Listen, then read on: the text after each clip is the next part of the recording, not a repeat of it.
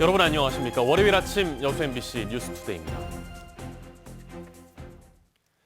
지난 주말 여수와 순천에서 4명의 코로나19 지역 감염 확진자가 발생했습니다. 4명 모두 광주 517번 은행 직원 확진자와 접촉한 것으로 알려졌는데요.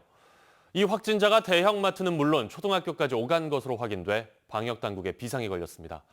일단 어제까지는 관련해서 추가 확진자가 나오지 않았습니다. 강서영 기자입니다. 광주 517번 확진자가 근무했던 순천시 연양동의 한 은행 영업점. 확진자들이 연쇄 발생해 영업점을 임시 폐쇄한다는 벽보가 붙어 있습니다. 그제와 어제 여수와 순천에서만 4명의 지역 감염자가 발생했습니다. 광주 517번 확진자의 어머니와 여동생, 같은 은행에 근무하는 직장 동료 2명이 차례로 확진 판정을 받은 겁니다.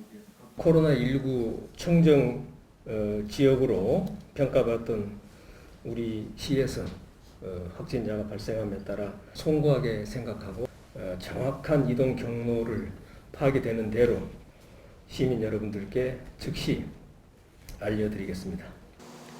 광주 517번 확진자발 감염자들이 속출하면서 방역당국에는 비상이 걸렸습니다.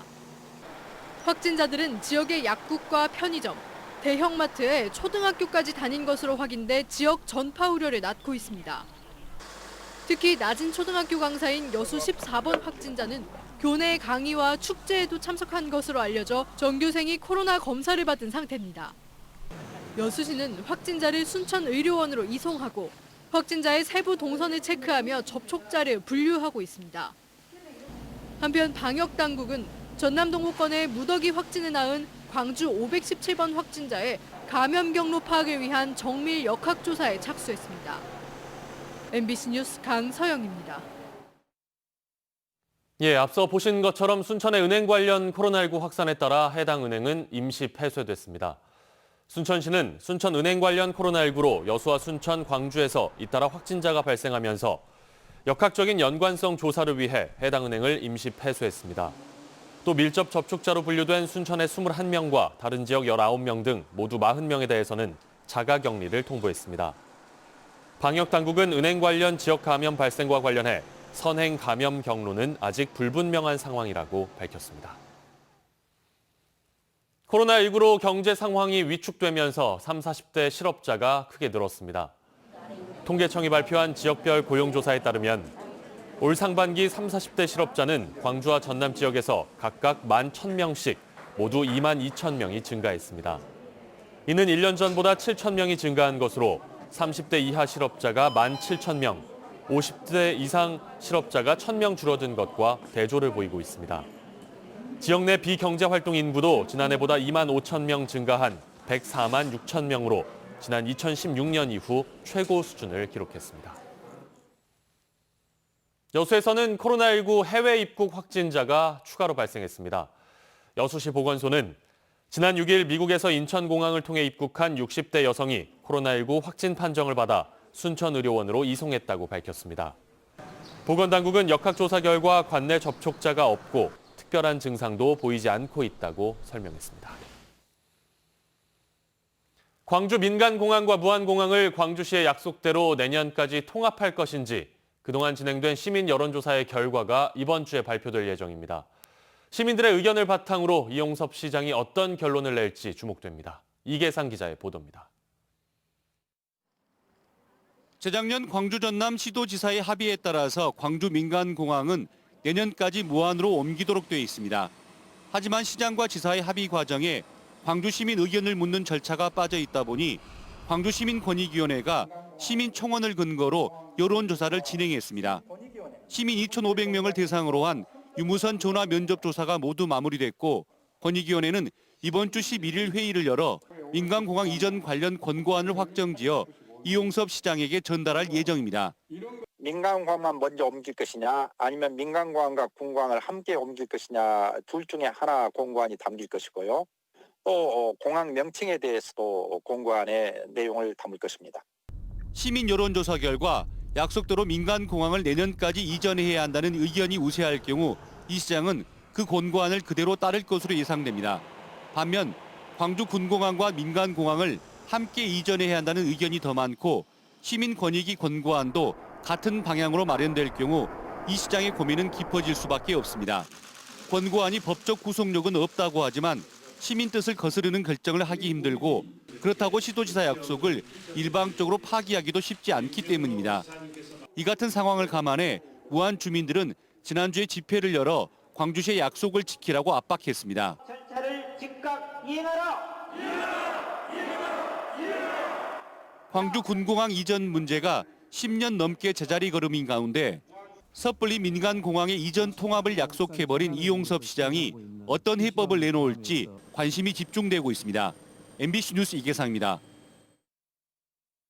지난 2018년 전면 보수 정비에 들어간 국보 제304호 여수 진남관의 재건 작업이 본격적으로 시작됐습니다. 앞으로 약 1년 반 뒤면 전라 좌수영의 본영이었던 진남관의 원형이 공개될 예정입니다. 문영철 기자가 취재했습니다. 지상 4층 규모의 가설 덧집에 둘러싸인 진남관 부지. 기둥을 떠받치는 거대한 초석들이 놓여 있고 작업자가 균열 여부를 살핍니다. 건물이 뒤틀리고 기울어 붕괴 위험에 노출되면서 지난 2018년 전면 보수 정비 사업에 들어간 국보 제304호 진남관. 구조물 해체와 발굴 조사를 마치고 본격적인 재건 작업이 시작됐습니다. 토석을 설치한 다음에는 그 다음으로 이제 입주라고 해서 기둥을 세우고 새롭게 이제 조립에 들어가는 그 시점에 있다고 보시면 되겠습니다. 진남관을 해체하면서 나온 목재 구조물은 모두 6천여 점. 훼손이 심한 것을 제외하고는 썩거나 파손된 부위는 보수해 기존 자재를 최대한 재활용할 계획입니다. 이를 위해 대들보와 같은 대형 구조물에 대해서는 전자장비를 이용해 정확한 내부 상태를 확인하는 작업도 함께 진행되고 있습니다. 육안으로 확인되지 않는 깊이에 대해서는 지금 이제 현미경 촬영을 다 하고 있는 중입니다. 어디 범위까지 이제 보존 처리를 가능하고 앞으로 1년 반 동안 이어질 재건 작업은 건물의 안전성을 확보하는 것은 물론 일제시대 학교 건물로 사용하면서 사라진 벽체와 골패를 모셨던 정청을 복원하는 등 과거 진남관의 원형을 최대한 되살리는 것을 목표로 하고 있습니다. 보증을 해서 본래의 모습을 잘 지킨 일이 첫 번째 중요한 일입니다. 16차에 걸친 지도위원회를 통해서 그 과정을 차분하게 진행을 하고 있습니다. 진남관 재건 작업에 맞춰 지자체는 코로나19로 중단된 현장 공개 행사를 내년 초부터 재개하는 방안도 검토할 예정입니다. MBC 뉴스 문형철입니다.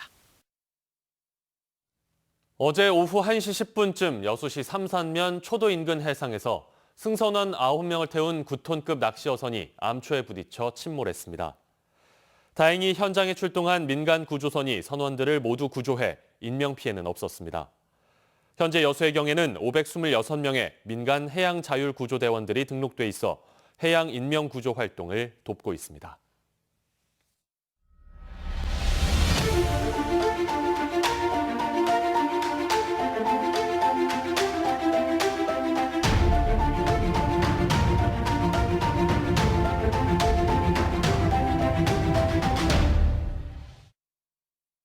다음 뉴스입니다.